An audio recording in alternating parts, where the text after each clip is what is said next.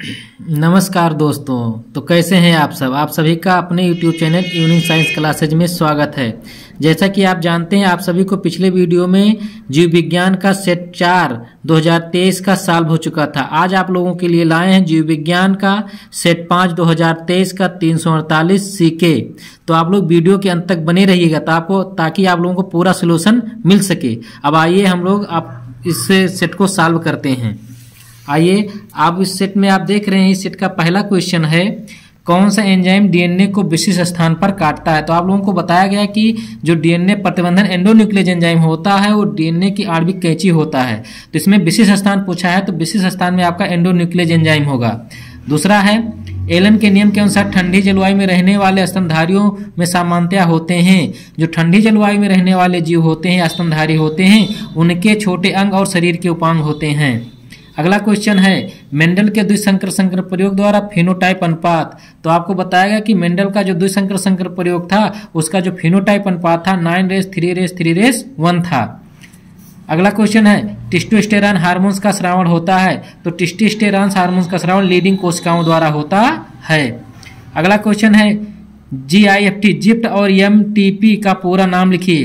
तो आप जानते हैं कि जिप्ट का मतलब, जेड का मतलब जायगोट, आई का मतलब इंट्रा और एफ का मतलब फेलोपियन और टी का मतलब ट्रांसफर। इस प्रकार जायगोट इंट्रा फेलोपियन ट्रांसफर होगा। अब आप देखते हैं MPT का मेडिकल टर्मिनेशन ऑफ प्रेगनेंसी यानी चिकित्सीय सगर्भता समापन, MT का पूरा नाम है। आगे देखते हैं 2 का खा, सह प्रभाविता को परिभाषित कीजिए। यदि किसी जीन के दोनों युग्म विकल्पी या एलील F1 पीढ़ी में समान रूप से साथ साथ अभिव्यक्त होते हैं तो इन युग्म विकल्पियों को सह प्रभावी युग्म विकल्पी कहते हैं तथा इनकी आनुवांशिकता को सह प्रभाविता कहते हैं। अगला क्वेश्चन है 2 का गा, अनुमील्य परागणी पुष्पों में परागण के प्रकार को स्पष्ट कीजिए। जो अनुमील्य परागणी पुष्पों में स्वपरागण पाया जाता है, इन पुष्पों में बंद अवस्था में ही परागकोश फट जाते हैं जिससे परागकण पुष्प के वर्तिकाग्र पर बिखर जाते हैं। अगला क्वेश्चन है, मानव में ट्राइसोमिक त्रिसूत्रता और मोनोसोमिक एकल सूत्रता स्थितियों में गुणसूत्रों की संख्या होती है। तो आप जानते हैं जो ट्राइसोमिक गुणसूत्र होते हैं उनमें गुणसूत्रों की संख्या 1 अधिक होती है। जो मोनोसोमिक होते हैं उसमें गुणसूत्रों की संख्या 1 क्या होती, कम होती है। आप देखेंगे ट्राइसोमिक त्रिसूत्रता गुणसूत्रों में एक गुणसूत्र अधिक अर्थात 2n+1 यानी गुणसूत्रों की संख्या कितनी हो जाती है, 47 हो जाती है। ऐसी स्थिति में मोनोसोमिक एक न्यून सूत्रता गुणसूत्रों में एक गुणसूत्र की कमी अर्थात 2n-1 यानी गुणसूत्रों की संख्या 47 के बजाय कितनी हो जाती है, 45 हो जाती है। आप लोग वीडियो के अंत तक बने रहिएगा और आप लोगों को अच्छा लगेगा तो वीडियो को लाइक जरूर कर दीजिएगा। आइए अगला क्वेश्चन देखते हैं, जैव विविधता छत के कोई 2 कारण बताइए। यानी जो जैव विविधता छत के 2 मुख्य कारण क्या होते हैं, अतिदोहन होता है पहला और दूसरा होता है आवासीय छत का विखंडन।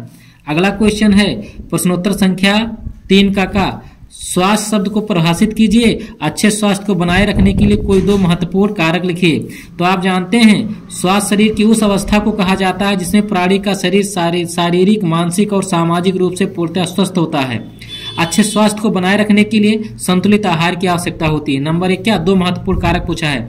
नंबर 1 क्या, संतुलित आहार की आवश्यकता होती है और नंबर 2 व्यक्तिगत तथा परिवेश की स्वच्छता अति आवश्यक होता है। अगला क्वेश्चन है 3 का खा, गैस के स्पर्शी अपवर्जन नियम को संक्षेप में समझाइए। जो गैस का स्पर्धी अपवर्जन नियम यह बताता है कि एक ही तरह के संसाधनों के लिए स्पर्धी करने वाले 2 निकटतम से संबंधित जातियों का अनंतकाल तक साथ साथ नहीं रह सकती और स्पर्धी रूप से घटिया जात अंततः विलुप्त कर दी जाएगी। ऐसा तभी होगा जब संसाधन सीमाकारी होंगे, अन्यथा नहीं। अगला क्वेश्चन है 3 का गा, युग्म विकल्पी एलील को परिभाषित कीजिए। उदाहरण के साथ साथ बहुविकल्पीयता पर टिप्पणी लिखिए। युग्म विकल्पी देखिए, किसी गुण को प्रकट करने वाले जीन के 2 विपर्यासी स्वरूप को कहते हैं। जैसे पौधों की लंबाई को नियंत्रित करने वाले जीन कैपिटल टी व स्मॉल टी होते हैं। तो जैसे यहाँ पर कैपिटल टी क्या होता है, लंबा होता है, स्मॉल टी क्या होता है, बौना होता है। और जब दोनों एक साथ संकरण कराए दिए तो कैपिटल टी स्मॉल टी होते हैं। तो इसमें क्या होते हैं, पूर्ण रूप से इसकी लंबाई को क्या होते हैं, नियंत्रित कुछ हो जाते हैं। अगला है बहुविकल्पीयता। वह परिघटना जब एक जीन के दो से अधिक वैकल्पिक विकल्पी एक गुण को नियंत्रित करते हैं तो वह बहुविकल्पीयता कहलाता है। जैसे मानव के रुधिर वर्ग के लिए 3 जीन जिम्मेदार होते हैं। जैसे मानव के रुधिर वर्ग में 4 प्रकार के ग्रुप होते हैं, ए, बी, बी और ओ। इसके लिए 3 जीन जिम्मेदार होते हैं, IA, IB और I0 या II होते हैं। अगला क्वेश्चन है प्रश्नोत्तर संख्या 3 का घ। मानव में लिंग संलग्न अप्रभावी लक्षण की वंशागत को संक्षेप में समझाइए। लिंग संलग्न के द्वारा लिंग गुणसूत्र से लिंग निर्धारण का कार्य करते हैं। समजातीय या दैहिक गुणसूत्र कुछ दैहिक लक्षणों के जीन भी लिंग गुणसूत्रों पर मौजूद होते हैं। ऐसे लक्षणों को लिंग संलग्न वंशागत कहते हैं और उनकी विरासत को लिंग संलग्न इनहेरिटेंस कहा जाता है। इंसानों में 120 लिंग संलग्न खोजे गए हैं, जिसमें से हीमोफीलिया, वरानता आदि हैं। अगला क्वेश्चन है 4 का संकरण क्या है? कृत्रिम संकरण की प्रक्रिया और महत्व का संक्षेप में वर्णन कीजिए।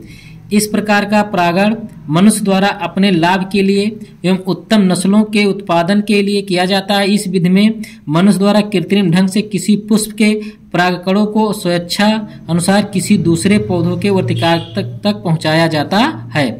इसमें क्या आते हैं? विपुंसन आता है।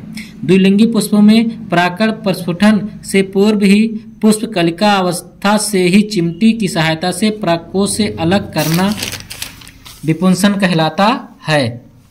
इसमें बैगिंग या थैलीकरण, यह पादप प्रजनन की एक प्रमुख विधि है। बैगिंग की प्रक्रिया में मादा जनक के रूप में लिए गए पुष्प को विपुंसन के बाद बटर पेपर से बनी एक थैली द्वारा बांध दिया जाता है। यह थैली ग्राही वर्तिकाग्र को किसी अवांछित परागकण से परागित नहीं होने देती। अगला क्वेश्चन है 4 का ख। अंतरण RNA tRNA पर टिप्पणी लिखिए। इनका प्रमुख कार्य अपने प्रकार के अमीनो अम्ल को पकड़कर लाना तथा अन्य प्रकार के RNA की उपस्थिति तथा उनकी सहायता से जोड़कर प्रोटीन संश्लेषण में से सहायता करना। अगला क्वेश्चन है 4 का ग। निम्नलिखित पर टिप्पणी लिखिए। फाइलेरिया या फाइलेरियासिस, इसे हाथी पाँव या एलिफेंटियासिस बोलते हैं। दूसरा है बहुभ्रूणता। तो आइए एक एक के बारे में पढ़ते हैं। फाइलेरिया क्रीम, जिसका वैज्ञानिक नाम बाउचेरिया बैंक्राफ्टी है, जिसके द्वारा यह रोग होता है। ये परजीवी के रूप में रहता है। इसके द्वारा होने वाला रोग का नाम फील पाँव या हाथी पाँव है। इनके लक्षण देखेंगे। रोग का प्रभाव जीवित या मृत क्रीम के द्वारा होता है। जीवित क्रीम रोगी में झुंझुनाहट पैदा करता है एवं अधिक संख्या में एकत्र होकर लिम्फ वाहिनियों अवरुद्ध कर देता है। रोग संक्रमण, यह रोग क्यूलेक्स मच्छर द्वारा होता है। जब क्यूलेक्स मच्छर किसी मनुष्य को काटता है तो माइक्रोफाइलरी लार्वा कटे स्थान पर एकत्रित हो जाते हैं, जो चर्म के भीतर प्रवेश कर जाते हैं। चर्म के भीतर में से लसिका चयन की ओर पहुंचकर प्रौढ़ में रूपांतरित हो जाते हैं। इनका रोकथाम एवं उपचार देखेंगे। प्रौढ़ कृमियों के लिए एक औषधीय औषध एवं MSZ। अगला है माइक्रोफाइलेरी के लिए इथाइल कार्बोजिन हेट्राजन नोटोजिन बैनोसाइड। अगला है मच्छरों व लार्वा को नष्ट करना चाहिए तथा मच्छरों को काटने से बचना चाहिए या बचाव करना चाहिए। अगला इसी में बहुभ्रूणता पर टिप्पणी लिखना था। तो बहुभ्रूणता में जानते हैं कि एक ही भ्रूण में एक से अधिक बीज भ्रूण का विकसित होना। एक बीज में एक से अधिक भ्रूण विकसित होने की प्रक्रिया को बहुभ्रूणता कहते हैं। यह बीजांड में एक से अधिक भ्रूण कोष की उपस्थिति के कारण अथवा भ्रूण कोष की अन्य कोशिका के अतिरिक्त किसी अन्य कोशिका जैसे सहायक कोशिका से संलयन के परिणाम स्वरूप होती है। जैसे पाइनस होता है, संतरा होता है, नींबू होता है। इसमें क्या होता है? भ्रूणों की संख्या क्या होती है? अधिक होती है। अगला है 4 का घ। प्रतिरक्षण के सिद्धांत को संक्षेप में वर्णन कीजिए। निष्क्रिय प्रतिरक्षण पर टिप्पणी लिखिए। प्रतिरक्षण तंत्र, हमारे शरीर में प्रतिरक्षा हेतु एक अति विशिष्ट तंत्र पाया जाता है, जिसे प्रतिरक्षा तंत्र कहते हैं। प्रतिरक्षा तंत्र में उन सभी अंगों या कोशिकाओं को शामिल किया जाता है जो देह की सूक्ष्मजीवों या बाह्य पदार्थों के प्रति सुरक्षा प्रदान करती है। एमिल वान बेरिंग को प्रतिरक्षा विज्ञान का जनक कहा जाता है। अविशिष्ट या सहज या स्वाभाविक प्रतिरक्षा, इसमें देखेंगे ये प्रतिरक्षा मानव शरीर की एक सामान्य अवस्था एवं शरीर की तंत्रों की समुचित पर निर्भर करती है। इसमें आपको फिर पूछा है निष्क्रिय प्रतिरक्षा तंत्र पर टिप्पणी लिखना है। तो निष्क्रिय आप देख रहे हैं, निष्क्रिय प्रतिरक्षा तंत्र सीधे ही शरीर में डाले जाते हैं या प्रवेश कराए जाते हैं। प्रतिरक्षी किसी और प्राणी के शरीर में प्रतिरक्षा जल्दी प्राप्त हो जाती है। यह प्रतिरक्षा उस समय काम आती है, लंबे समय तक नहीं, कुछ समय काम करती है, लंबे समय तक, कुछ समय पश्चात यह नष्ट हो जाती है। जैसे टिटनस का टीका लगता है, पोलियो लगता है, टीबी का टीका लगता है, टीकाकरण आदि प्रतिरक्षी निष्क्रिय प्रतिरक्षा के उदाहरण होते हैं।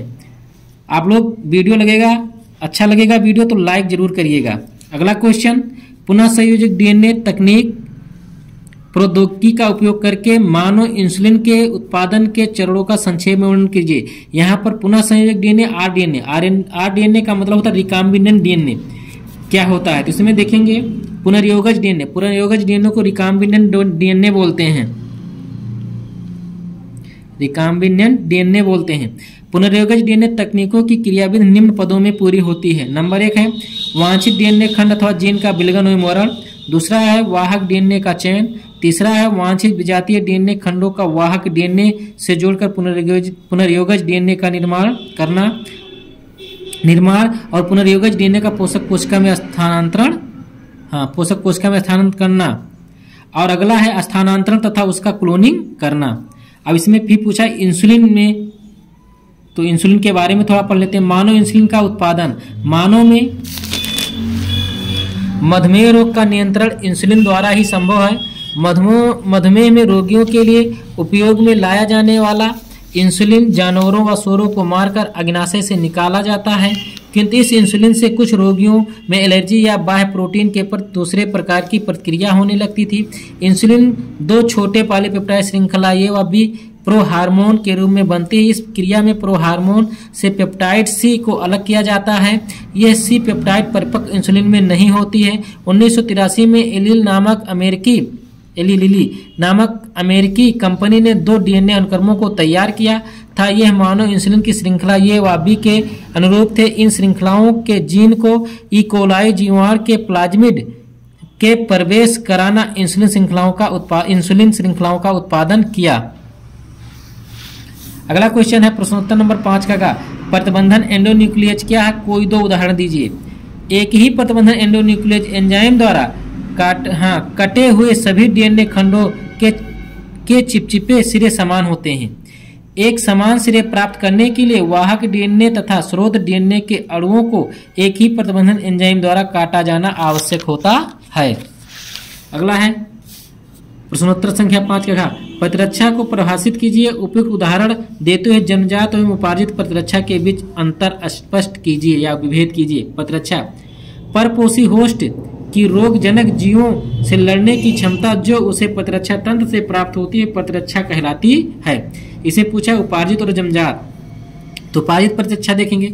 उपार्जित प्रतिरक्षा जन्म के बाद होने वाला प्रतिरक्षा है। यह विशिष्ट प्रतिरक्षा भी कहते हैं। हमारे शरीर में जब पहली बार किसी रोग का सामना होता है तो यह एक अनुक्रिया करता है जिसे निम्न तीव्रता की अनुक्रिया या प्राथमिक अनुक्रिया कहते हैं। बाद में उसी रोगजनक का जब हमारे शरीर में दोबारा प्रवेश होता है तो यह उच्च तीव्रता या द्वितीयक अनुक्रिया करता है। यह रोगाणु या प्रतिजन के प्रभाव से उत्पन्न होता है। जन्मजात यह आनुवांशिक रोग है जो एक पीढ़ी से दूसरी पीढ़ी में स्थानांतरित होती हैं, जैसे हाथ पैर का टेढ़ा होना, ये सब क्या होते हैं, विकलांगता, ये सब क्या होते हैं, आनुवांशिक होते हैं, जन्मजात होते हैं। अगला है प्रश्नोत्तर नंबर 6 का वहित बल को परिभाषित कीजिए। वहित मल के जीव विज्ञानी उपचार का संक्षिप्त वर्णन कीजिए। तो आप जानते हैं वहित मल उपचार में सूक्ष्म जीव अपशिष्ट पदार्थों में मलमूत्र व अतिरिक्त कूड़ा करकट व नगरों से बहकर आने वाला जल भी सम्मिलित होता है। इसमें उपस्थित ठोस कार्बनिक पदार्थों को सड़ाने में सूक्ष्मजीव की अहम भूमिका होती है। वहितमल उपचार निम्न पदों में किया जाता है। नंबर 1 प्राथमिक उपचार। ये उपचार बिना जीवाणुओं के होता है। इसमें वहितमल के बड़े छोटे कण निस्यंदन तथा अवसादन द्वारा अलग किए जाते हैं। सबसे पहले कूड़े करकट को निस्यंदन द्वारा हटा देते हैं। इसके बाद मृदा व कंकड़ियों को अवसादन द्वारा अलग किया जाता है। द्वितीयक उपचार, सेकेंडरी ट्रीटमेंट जिसे बोलते हैं। प्राथमिक उपचार को वायु टैंकों से गुजारा जाता है जहां इसको लगातार हिलाया जाता है। साथ ही इसमें वायु पंप किया जाता है। ऑक्सीजन मिलने से वायवीय सूक्ष्मजीव तेजी से वृद्धि करते हैं। वहितमल में दूषित जल में उपस्थित उपस्थित कार्बनिक पदार्थों को विघटित कर उनसे ऊर्जा प्राप्त करते हैं। इससे घुलित कार्बनिक पदार्थों की मात्रा धीरे धीरे घटने लगती है और उसमें उपस्थित सूक्ष्म जीवों की ऑक्सीजन की आवश्यकता बीओडी भी कम होती जाती है। बीओडी का पूरा नाम होता है बायोलॉजिकल ऑक्सीजन डिमांड, या कहीं कहीं बायोकेमिकल ऑक्सीजन डिमांड लिखा रहता है।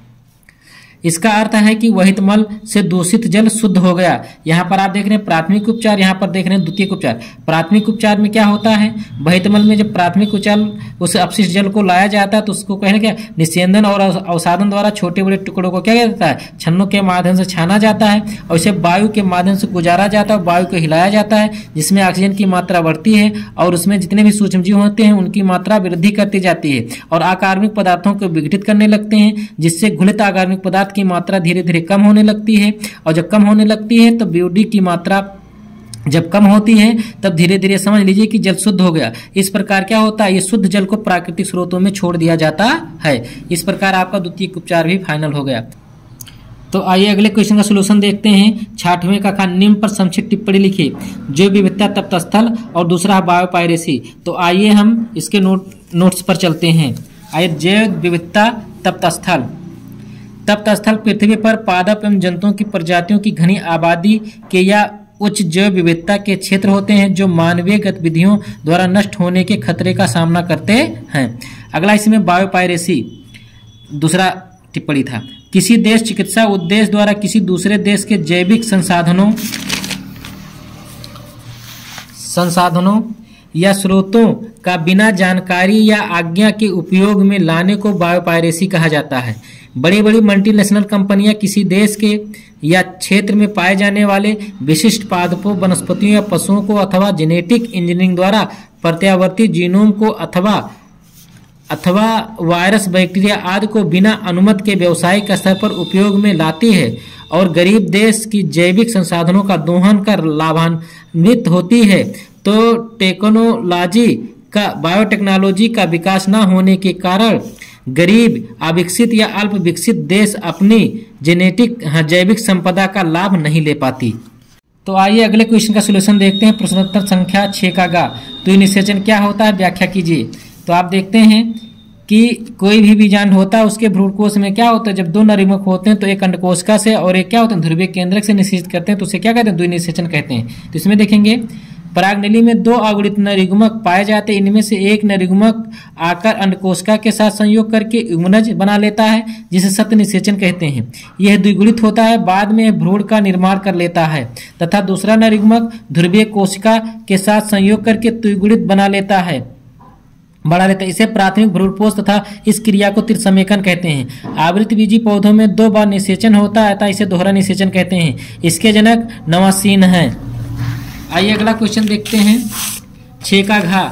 क्लोनिंग संवाहक क्या है, क्लोनिंग संवाहक की विशेषताओं की संक्षेप में व्याख्या कीजिए। तो पहले देखेंगे क्लोनिंग संवाहक, क्लोनिंग वेक्टर जिसे बोलते हैं, डीएनए के अवयव जो किसी वाहक द्वारा लाए जाते हैं तथा मूल डीएनए के प्रस्थापित किए जाते हैं। विजातीय डीएनए फॉरेन डीएनए कहलाते हैं। विजातीय अणु लाने वाला वेक्टर अथवा वाहक कहलाता है। ये कई प्रकार के होता है। जैसे इसमें देखेंगे क्लोनिंग संवाहक की विशेषताएं, जीवाणुओं में पाया जाता है।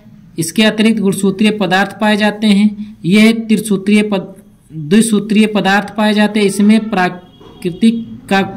प्रकृति का गुण होता है। प्रकृति की उत्पत्ति, प्रत्येक प्लाज्मिड में कम से कम एक ऐसा नाइट्रोजन क्षारों का अनुक्रम होता है जहां डीएनए की प्रकृति प्रारंभ होती है। मैं आप लोगों को इस वीडियो में 6 के घात तक पूर्ण रूप से बता दिया। आशा करता हूं कि आप लोगों के समझ में आया होगा। इसके बाद आपका 7वां, 8वां और 9वां क्वेश्चन आपको नेक्स्ट वीडियो में मिलेगा।